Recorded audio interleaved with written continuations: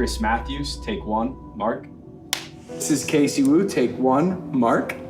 I was told that I can just be my authentic self, Chris. For 6 years, I don't want to be in front of a camera. There's so much to do and so much fun to be had when you play Halo that I feel like I never run out of things to do. I love intricate stories that take place across lots of different worlds, have lots of different meaningful characters. What made Halo successful at the beginning? What is the legacy of Halo and what's the soul that we want to bring forward? And what's the craft of making Halo games? And how do we set our studio at best to go deliver on that?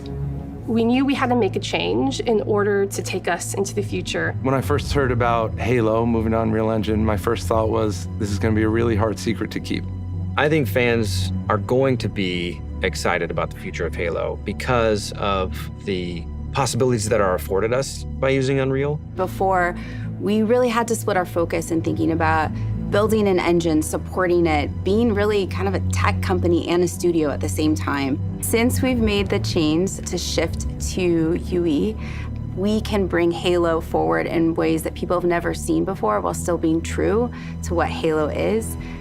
The Foundry project was an effort to show ourselves how far we can push things using Unreal 5. New studio art director, Chris, came to me and said, hey, I have this crazy idea. He said, hey, there's this thing called Project Foundry that I want to do.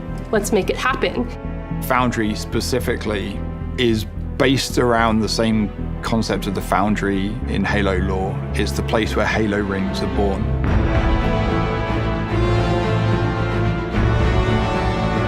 It's not a game, it's a research project for our studio so we can prepare ourselves for the next steps of making Halo games.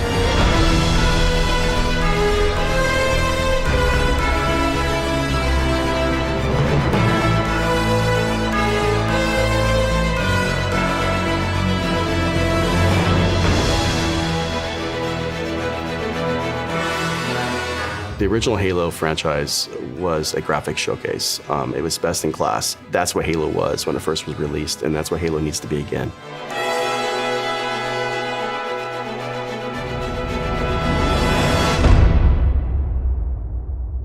So once Project Foundry had been approved, we took the entire creative team and we ideated on 3 locations, something old, something new, and something really alien.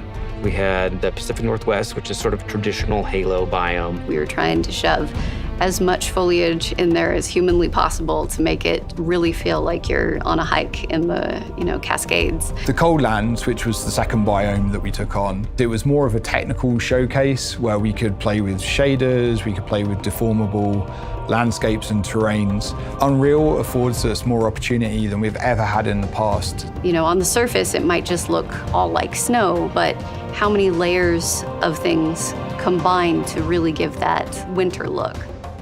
And then our third biome was the Blightlands, which is any land that's been completely taken over by the flood. I wanted to give our team the opportunity to really express an alien world, a really alien world, taking something way further than they may have actually done in previous Halo games. What's impressed me about watching the Halo team work in Unreal is how beautiful everything looks, how incredible the environments look.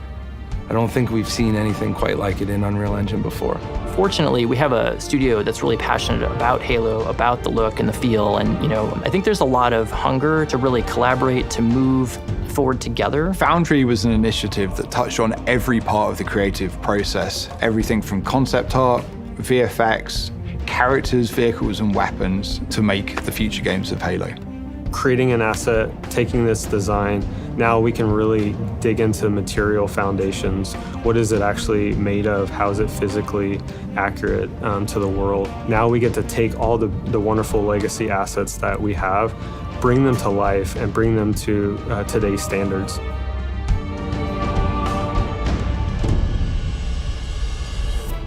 We are really excited to be not just working on multiple projects, but also expanding our studio. As a lifelong Halo player, I think the game's only going to get better when we get those new, unique perspectives and people bring in their expertise and passion for the Halo franchise.